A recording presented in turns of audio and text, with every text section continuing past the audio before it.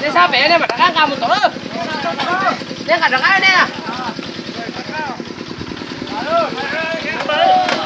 Nhà ai vậy cô? Đây cả được ai nè. Đúng chưa?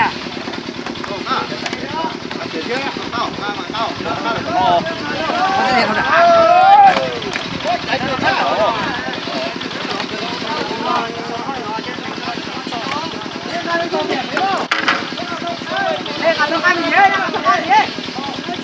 Lại, lại, ăn kia hết, ăn kia. Có đấy.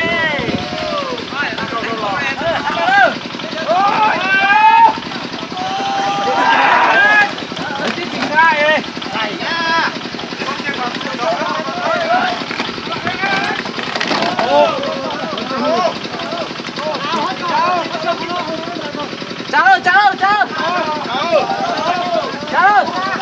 Còn có lại chút nè. Lại chút. Mà đâu tí.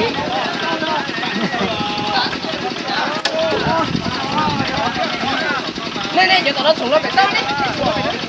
Nè, chắc là sao nè, chỉ nó rồi. Chịu cái chưa? Chắc là chắc ba rồi. Đâu rồi, đâu rồi. Xuống nó phải tao, xuống một đống đen đấy, giờ muốn xuống một đống mà sao mà chắc là đâu đấy. Thôi rồi.